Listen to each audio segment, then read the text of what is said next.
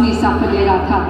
ખૂબ ખૂબ આભાર આદરણીય પ્રધાનમંત્રી શ્રી આ મહત્વાકાંક્ષી પ્રકલ્પોની ભેટ આપવા માટે.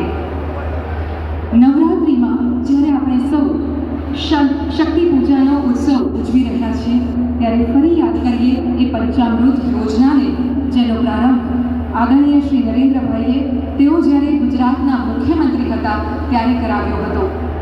જળશક્તિ, જનશક્તિ, જ્ઞાન શક્તિ, રક્ષા શક્તિ અને ઉર્જા શક્તિ.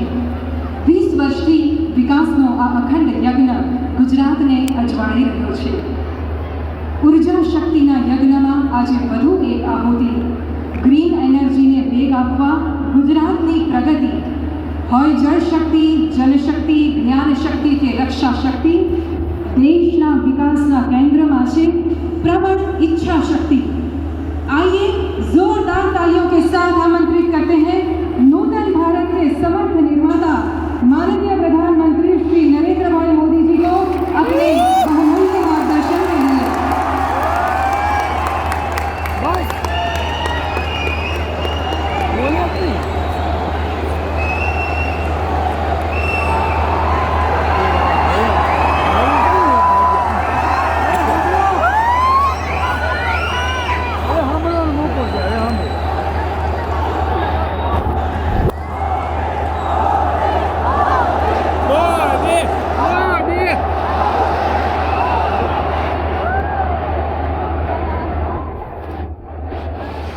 ભાવનગરના સૌ સ્વજનોને નવરાત્રિની ખૂબ ખૂબ શુભકામનાઓ.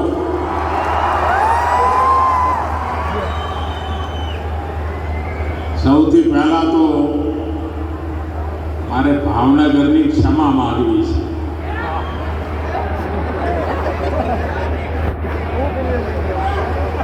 હું ભૂતકાળમાં ક્યારે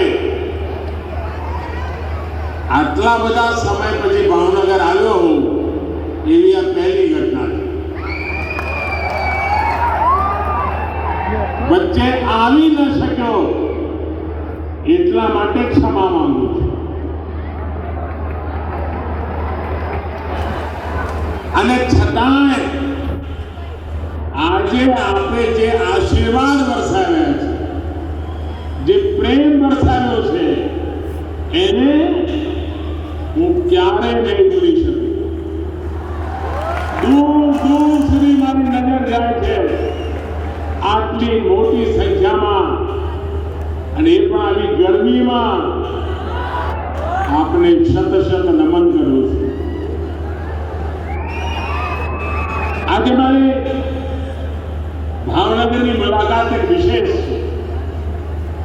एक तरफ देश जहां आजादी के 75 वर्ष पूरे कर चुका है, वहीं इस साल भावनगर अपनी स्थापना के 300 वर्ष पूरे करने जा रहा है.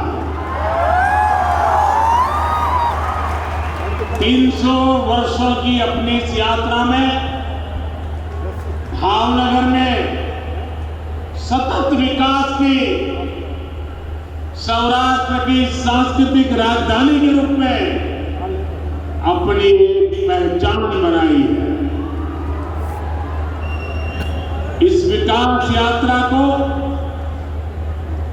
नए आयाम देने के लिए आज यहां करोड़ों रुपयों के अनेक प्रोजेक्ट्स का लोकार्पण और शिलान्यास हुआ. ये प्रोजेक्ट भावनगर की पहचान को सशक्त करेंगे, सौराष्ट्र के किसानों को सिंचाई की नई सौगात देंगे,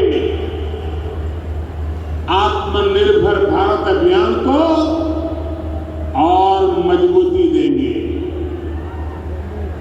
रीजनल साइंस सेंटर के बनने से शिक्षा और संस्कृति के शहर के रूप में भावनगर की पहचान और समृद्ध होगी. इन सभी प्रोजेक्ट्स के लिए आप सभी को बहुत बहुत बधाई।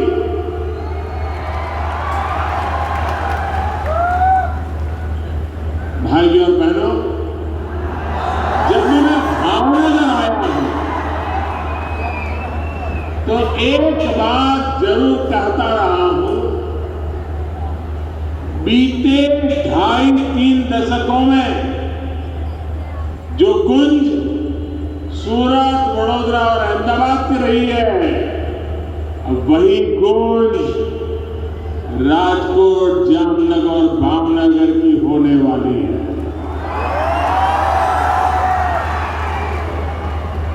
सौराष्ट्र की समृद्धि को लेकर मेरा विश्वास इसलिए प्रगाढ़ रहा है क्योंकि यहां उद्योग, खेती, पर्यटन, इन तीनों के लिए ही अभूतपूर्व संभावनाएं हैं। आज का एक कार्यक्रम इसी दिशा में तेजी से आगे बढ़ते डबल इंजन सरकार के प्रयासों का एक जीता जागता सबूत है। भावनगर समंदर के किनारे बसा जिला, गुजरात के पास देश की सबसे लंबी कोस्टलाइन है, लेकिन आजादी के बाद कई दशकों में तटीय विकास पर उतना ध्यान नहीं दिए जाने की वजह से ये विशाल कोस्टलाइन एक तरह से लोगों के लिए बड़ी चुनौती बन गई। समंदर का खारा पानी यहां के लिए अभिशाप बना हुआ था। समंदर के किनारे में से गांव के गांव खाली हो गए, लोग यहां वहां पलायन करने लगे। कितने ही नौजवान सूरत जाते थे, वहां एक ही कमरे में 10-10, 15-15, 20-20 लोग जैसे तैसे गुजारा करते थे। ये स्थिति बहुत दुखद थी। साथियों, बीते 2 दशकों में गुजरात की कोस्टलाइन को भारत की समृद्धि का द्वार बनाने के लिए हमने ईमानदारी से प्रयास किया। रोजगार के अनेक नए अवसर खड़े किए। गुजरात में हमने अनेकों पोर्ट्स विकसित किए, बहुत से पोर्ट्स का आधुनिकीकरण कराया। गुजरात में आज 3 बड़े LNG टर्मिनल है, पेट्रोकेमिकल हब्स है, और देश में गुजरात पहला राज्य था जहां पहला LNG टर्मिनल बना था। राज्य के तटीय इलाकों में हमने सैकड़ों कोस्टल इंडस्ट्री डेवलप की, छोटे बड़े अनेक उद्योग विकसित किए।